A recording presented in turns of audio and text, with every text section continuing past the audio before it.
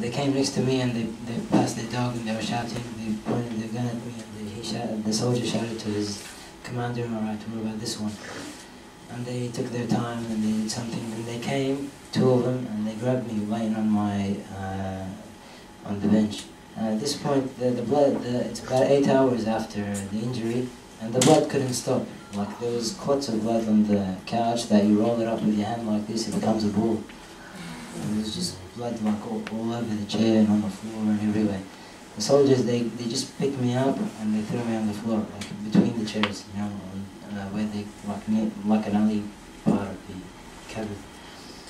And then they got these stretchers, which are like I think they're emergency carry stretchers. They're bits of plastic, and there's ropes connecting them, and there's other bits of plastic on the side. It's very like flexible and can easily like move. It's not a proper like flat stretcher or anything. And they threw me on that, and they strapped me, and then they started kicking me out, especially at where my wound was with their boots, you know? And kicking me with their leg and tossing me over. Then they'd pick up the carrier and they'd hang it by the side.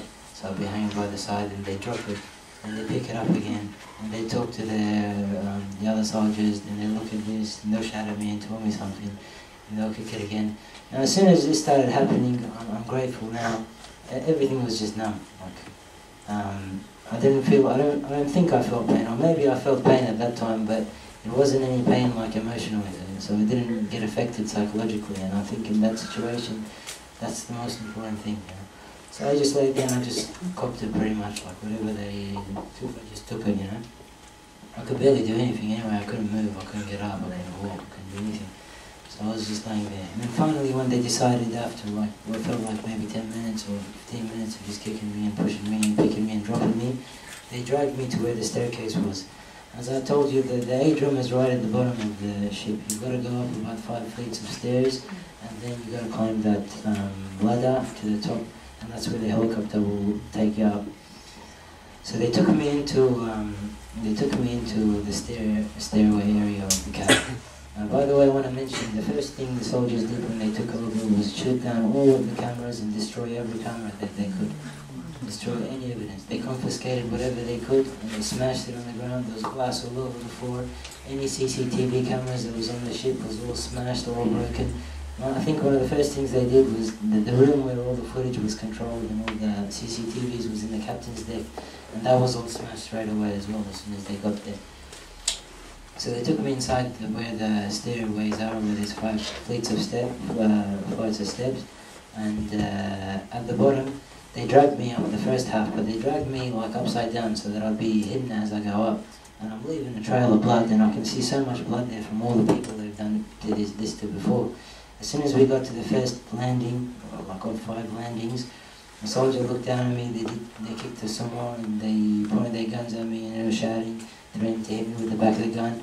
And then they said, you got one healthy leg, get up and walk the rest. And so they unstrapped it, and they were shouting, get up and walk, and kicking me, so I had to like try to get up. So I grabbed the rail, and I held it, and I tried to walk up slowly, but I just passed out. I woke up, and I was just wondering what's going on. Then I remembered I was in the middle of this situation. I was like, oh man, I better try to get up. But I want to tell you something really important, which I witnessed for me and I witnessed for other people. Even though all of these things were happening, not once did we feel like we gave them the feeling of victory. Not once did we ask him, or at least me, not once did I have to ask him, please stop doing this, or no, or don't. The most we ever said to them was either spit or swear, you know. That's how it was really the whole way. We didn't know once did I ask them for water, and I don't think anyone else did. Not once did we tell them don't hit us or stop or help me or please, or none of these words. The last thing we'd give them after all of this is any submission, you know.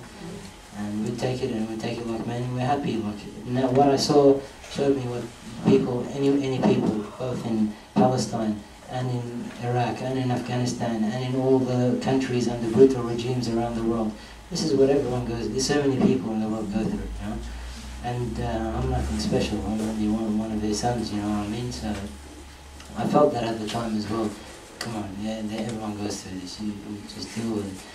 So I tried to pull myself up again and collapsed. And I collapsed maybe 3 or 4 times and pretty much dragged myself up the stairs near to where I got to the top level. And if you know on ships, like the doors are, the cabins where they're elevated, you've got to climb over it. So I'm standing at that point and I can't really, I'm holding on to the thing, but I can't really get over it because one of my legs is just absolutely useless and leaving trails of blood. So the soldiers are shouting and they're trying to hit me with the back of the gun, and they pushed me and I just like pretty much fell over it. As soon as, that was when I came out, like outside to the second level where I'd been standing a lot earlier before I'd been hit. And I saw the body of someone who'd been killed. It was an old man with white hair, and his body was just laying there. Soldiers were surrounding it, and they were kicking rubbish and kicking rope and the anchor all over it. It was just laying there tangled, you know. And I knew a lot of, maybe 4 of those men who were killed. I knew them. Like I spoke to them the night before. I was trying to learn some Turkish and talk to them. So like it was really like there's something that's wrong in their mind. That's something that's been driven. You know, their minds have been, I don't know, hardened. Their hearts have been hardened so much because they've persisted in what they've been ordered to do. You know? So anyway, I pretty much dragged myself through, and I could still see all the bullets and glass and the camera and everywhere. And I climbed the ladder, and now I'm at the top level. And there, the helicopter is about 5 meters above our head. And it's a really strong, like a really strong wind from the propellers, and the boat is going at full speed. It's heading to Israel. By the way, when the ship was attacked, it was 80 miles in international waters, and purposely the night before, the captain, the leader of the organization told the captain, steer 80 kilometers or steer out, you know, further out into the international waters, because we don't want to get there and it's dark. You know, we want to get there in daylight. So that's what happened. And I crawled and I could see other people who had been moved like me, just slumped in a corner, and they're all just wounded, like all bleeding, just laying there. And I pretty much crawled up to them and I just looked up at one of the guys, and he smiled at me and he was just, be patient. And I was like, yeah, okay.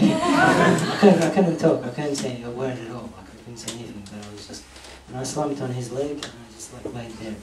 And the heat of the power of the waves was pretty much flipping me around. I'm not very like big built. Anyway, that now it had been almost, I'd say, like 9-10 hours since I'd been injured, and I was like so drained and so tired and no water, and my lips were big and could barely, like, I was going in and out from like blackness. I'm going black and then waking up, going black and then waking up. And we were left there on the top, under that sun and under that condition, maybe for about an hour without being given any aid or any water or anything. Until finally the helicopter, one by one, they were taking the people and doing a very slow job at it, and the same way they moved us up, they were doing it. The soldiers were mocking, they were laughing about it, and they strap you to the chair. Now when they strapped me to the chair, I was like close to near the end of the rounds. They gave it a good spin too, so I'll be flying I'd be spinning as I go up to the helicopter. I was still pretty excited about and then I got slammed into the helicopter, and then they pulled me inside. And when I looked inside, it's open. I think it was it wasn't a Chinook, I don't know what type of helicopter it was. It had one propeller, but the back of it's open. Like it's completely open even while it's flying, and all this air comes in. It was the first time I'd seen inside a helicopter. I just went and sat, like I was pushed to the side, and I just laid there. And the soldier came and said, where have you been hit? I said, my leg here. He cut off the bandage that was there, and he tried to cut what's left of my clothes, but I managed to like successfully cover myself. And he just put a tourniquet around it right at the end. And just before the helicopter landed in Israel, he took out a bottle of water and he was, he passed it to the guys there. And some of them took it and they were passing it to each other, and they passed it to me. I managed to have a sip, and that was it. The helicopter landed, and then the ambulance came and put me on a bed and took me into the hospital. And then I was put under anesthetic, and then I woke up. Before I tell you what happened when I woke up, I want to tell you that it might sound like such a horrible story of what happened, but this is how people get treated under Israeli forces, and under any force that's lost the heart and lost the justice and the cause and the real mission, that their hearts have been hardened because they've persisted in doing what they're doing.